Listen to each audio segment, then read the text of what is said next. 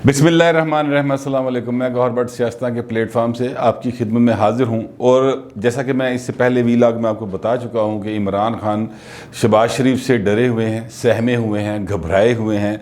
और उसकी वजह यह है कि वो समझते हैं कि ये वो बंदा है जोड़ा मैनू ढा सकता, यानी ये वो शख्सियत हैं जो मेरी कुर्सी मुझसे छीन सकते हैं और यहाँ पर ख़ुद बराजमान हो सकते हैं।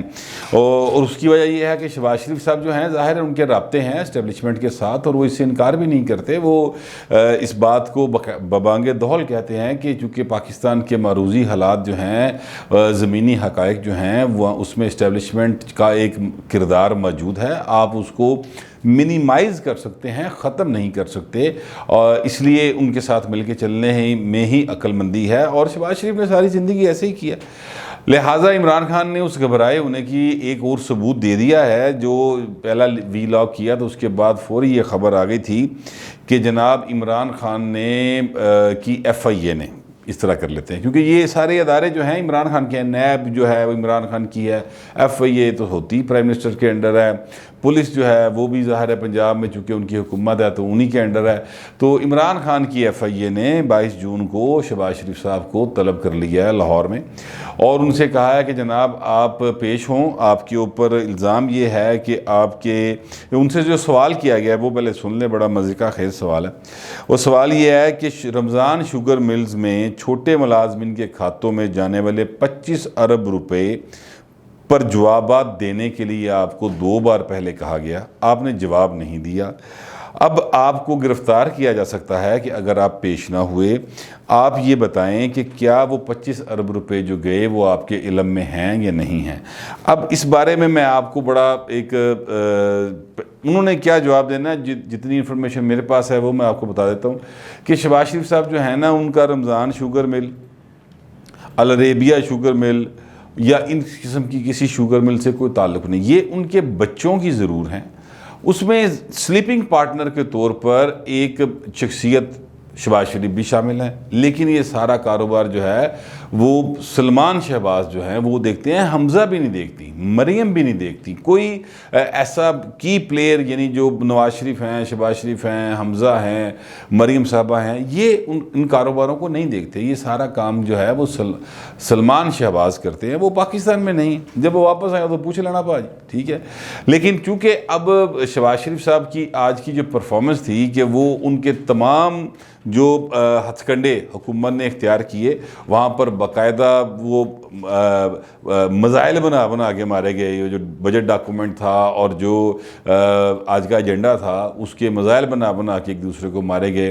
बल्कि इस चक्कर में वो एक बड़ी खूबसूरत सी ख़तून है, ग्रेसफुल सी तहरीक इंसाफ की, मलिका बुखारी शायद उनका नाम है, उनको भी वो जो है ना वो लग गया एक, और उनकी आँख ज़ख्मी हो गई है या माथे के ऊपर कोई चोट आ गई। और अली नवाज साहब जो हैं वो तो बिल्कुल ऐसे बने हुए थे ना जैसे कोई स्किड मिसाइल होता है, उड़ के जा रहे थे। और इसी तरह अली अमीन गंडापुर की भी आपने फुटेज देखी होगी जिस तरह से वो कर रहे थे। शाह महमूद कुरैशी साहब जो हैं वो भी इस लच्चरपन का बाकायदा हिस्सा बने हुए थे। अच्छा, ये सारे काम जो आज हुए हैं तो ये इसकी वजह क्या है? इसकी वजह सिर्फ यही है कि जो इमरान खान साहब हैं वो समझते हैं कि अगर इस वक्त स्ट्रॉन्ग मैसेज ना दिया गया इस्टेब्लिशमेंट के उन हलकों को जो कि साथ हैं, शहबाज शरीफ के साथ हैं राब्ते के अंदर, तो फिर उनके लिए प्रॉब्लम पैदा हो सकती है। लिहाजा वो 2 मैसेजेस दे रहे हैं कि एक तो मैं ਤੁਹਾਡਾ ਬੰਦਾ ਜਿਹੜਾ ਤੁਸੀਂ ਬਾਹਰ ਲਿਆਂਦਾ ਨਾ ਉਹਨੂੰ ਤੁੰਤਾ, दूसरा मैसेज वो दे रहे हैं अपने वोटर सपोर्टर जो भी को 2 4 10 20 50 रह गए हैं उनको मैसेज दे रहे हैं कि डट के खड़ा है कप्तान।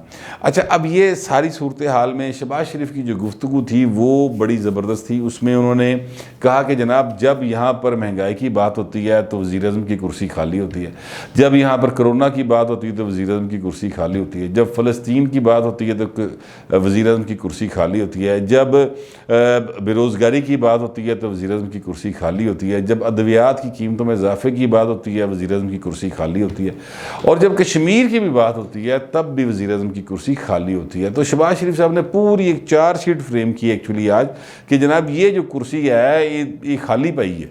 तो ज़ाहिर है कि खाली कुर्सी के ऊपर के हवाले से उन्होंने जो है बाकायदा तौर पर तनकीद की है इमरान खान का नाम ले लेके। और इमरान खान को जिस बात से बहुत चिढ़ा ना वो है न्याजी कहलाने से। अब न्याजी कहलाने से वो चिढ़ते क्यों हैं?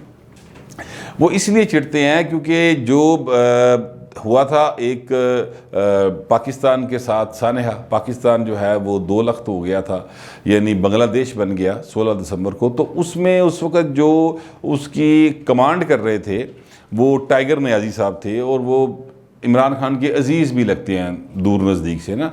तो वो नियाज़ी साहब जो हैं वो उन्होंने पिस्तौल फेंका, वो फुटेजेस भी मौजूद हैं, वो जिस तरह से वो दावे करते थे वो भी मौजूद है, और फिर जिस तरह उनको जल्दी थी कि फटाफट सरेंडर करें वो भी मौजूद है।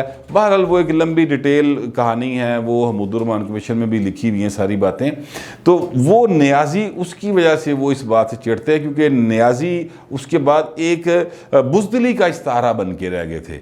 और खान साहब चूँकि ज़ाहिर है कि उस दौर से ही ताल्लुक़ रखते हैं, 71 में पाकिस्तान टूटा था, 71 में उन्होंने क्रिकेट शुरू की थी, तो इसका मतलब है कि वो 18-20 साल के थे। तो लिहाजा खान साहब को ना वो सारी बातें जो हैं वो याद आती हैं कि लोग उस वक़्त एक ताने एक मेहने के तौर पर नाम लेते थे सन। तो इसलिए खान साहब नियाज़ी कहलाने से ज़रा चिढ़ खा जाते हैं। बल्कि एक दफ़ा उन्होंने कौमी असम्बली में ये कहा भी था कि अगर आपने मुझे नियाज़ी कहना तो मेरा पूरा नाम लें, इमरान अहमद ख़ान नियाज़ी, ठीक है, सिर्फ इमरान नियाज़ी ना कहें। इस बात से वो चिढ़ खाते हैं। लेकिन शहबाज शरीफ ने आज उनकी दुम पर पूरा पाँव रखा। मुझे यकीन है कि इमरान खान भावें खून टीके किते बैठे होंगे या मौकलों के साथ किसी नई साजिश में मसरूफ़ होंगे, लेकिन इसके बावजूद शहबाज शरीफ की तकरीर जो है ना वो जितनी भी उन्होंने सुनी होगी उनको काफ़ी उससे तकलीफ़ पहुँची होगी।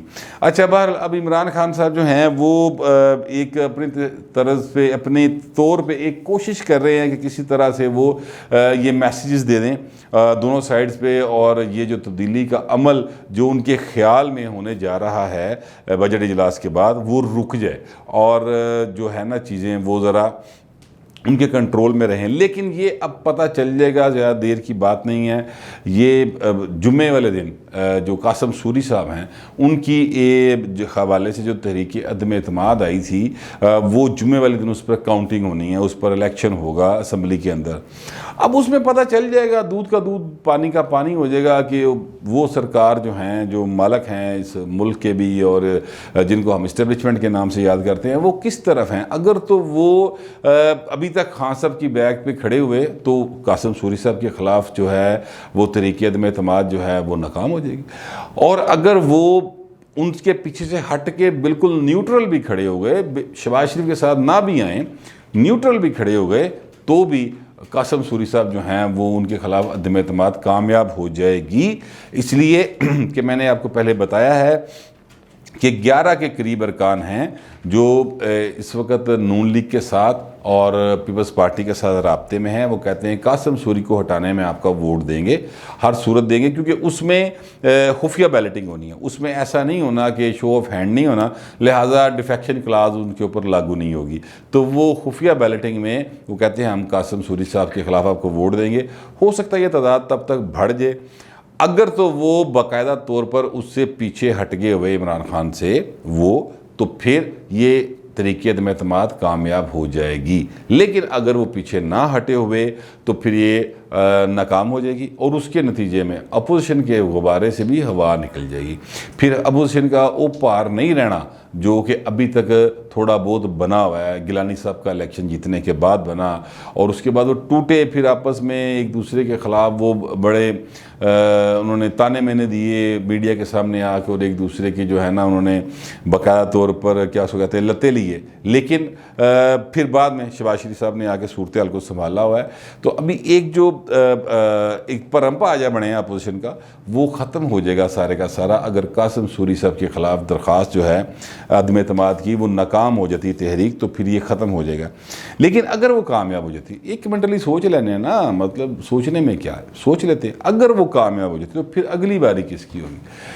फिर अगली बारी जो होगी वो होगी पंजाब के अंदर, यहाँ पे काम शुरू होगा। और यहाँ पर हमजा शहबाज शरीफ साहब जो हैं वो, जैसे मैंने आपको बताया था पहले ही, वो एक बना चुके हैं ग्रुप जो कि दूसरे लोगों के साथ राब्ते में है। और मेरी इतलात के मुताबिक हमजा शहबाज के साथ कुछ लोगों ने जो हुकूमती अरकान असम्बली हैं उन्होंने मुलाकातें भी की हैं और वो जाके मिले हैं। उसमें वो लोग ख़ास तौर पर शामिल हैं जो जिन्होंने स्कीमा नहीं पाइयाँ।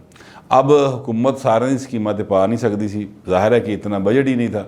तो जितने लोगों की स्कीमें नहीं पड़ी वो सारे के सारे जो हैं हमज़ा साहब के साथ राब्ते में हैं और वो कहते हैं कि जनाब आप चेंज लाएँ और सडनली के वादा करो कि अगली टिकट दे दोगे।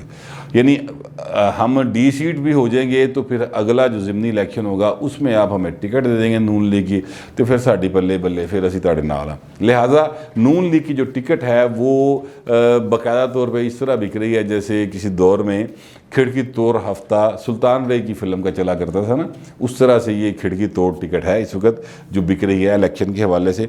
बट एनीवेज़ अब ये एक क्रिटिकल सूरत हाल है जो बनी हुई है कि जो बागी अरकान हैं नून लीग के, उन्होंने भी आज दरख्वास्त दे दी है स्पीकर पंजाब असम्बली को। वो 5 अरकान हैं, वो जलील अहमद शरकपुरी साहब हैं और 4 और अरकान हैं, कोई अंसारी बरादरन हैं जो गुजरांवाला से हैं।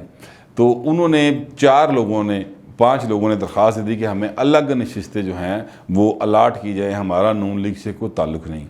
अब वो दरख्वास्त तो उन्होंने दे दी है, अभी स्पीकर साहब ने उस पर फैसला नहीं किया। ये स्पीकर साहब का वैसे इस्तेहकाक है कि वो कर भी सकते हैं, लेकिन अगर वो ऐसा करेंगे तो फिर एक नया फड्डा जन्म लेगा और उसके नतीजे में ये 5 के 5 अरकान जो हैं वो उनके लिए प्रॉब्लम पैदा हो सकती है। लेकिन फ़िलहाल जो है वो नून लीग वो अपने अरकान असम्बली को साथ लेके चलने के लिए जो कोशिश कर रही है उसमें वो उनको इतनी कामयाबी नहीं मिली, क्योंकि कल जो बजट इजलास था उसके अंदर 120 अरकान आए थे, जबकि इनके 166 हैं, जिनमें से ज़ाहिर 5 परली तरफ चले गए तो 161 रह गए। तो 161 पूरे नहीं थे, जिस पर हमजा साहब ने काफ़ी क्लास ली है और मुंतज़मीन से कहा कि उनके साथ रब्ते करके वो यकीनी बनाएँ कि वो यहाँ पर पहुँचें और इजलास में शिरकत करें। अब इमरान खान साहब जो है ना और शहबाज शरीफ साहब, यानी हुकूमत भी और अपोजिशन भी, इन दोनों के गुब्बारे से हवा निकलने का टाइम आ रहा है। दोनों जो किसी एक गुब्बारे जो निकलनी ज़रूर है, ये जुम्मे को पता चल जाएगा, बहुती के जान की लोड़ ही नहीं पैनी। ये जो 22 तारीख को शहबाज शरीफ साहब को तलब किया है वो हो सकता है खुद जाएँ, हो सकता है ना जाएँ, मुझे इस बारे में नहीं इल्म। अगर कौमी असम्बली का इजलास चल रहा होगा तो ज़ाहिर है कि वो नहीं जाएंगे, लेकिन अगर ना चल रहा हुआ तो वो चले भी जाएंगे। लेकिन अब शहबाज शरीफ को वो एक्चुअली पकड़ना चाह रहे हैं इमरान खान साहब, क्योंकि DGFIA भी आपको पता चेंज हो चुका है। जिससे पहले DGFIA थे वो अगरचे शरीफ फैमिली के साथ बड़े उनकी मुखासमत है, लेकिन वो बाहर जिनके बंदे थे वो उनके कहने पर ही काम कर रहे थे। अब जो साहब आए हैं वो इमरान खान साहब के बंदे हैं, इसलिए मैंने FIA को इमरान खान की FIA कहा है। तो वो चाहते ही हैं इमरान खान साहब के शहबाज शरीफ बहुत ही देर बाहर ना रहे, तीन फिर अंदर चला जावे, किसी बहाने चला जावे। मगर उससे पहले जुम्मे को मैं आपको ये प्रेडिक्ट कर रहा हूँ कि अगर जुम्मे को कासिम सूरी साहब जो हैं उनके ख़िलाफ़ तरीक़े अदम एतमाद नाकाम होती है तो शहबाज शरीफ का 3 डब्बा गोल है, यानी अपोजिशन का 3 डब्बा गोल है। और अगर वो कामयाब होती है तो इमरान खान का 3 डब्बा गोल है। अब जुम्मे तक आप भी इंतज़ार करें, मैं भी इंतज़ार करता हूँ। फिल वक्त इतना ही, मिलते हैं अगले व्लॉग।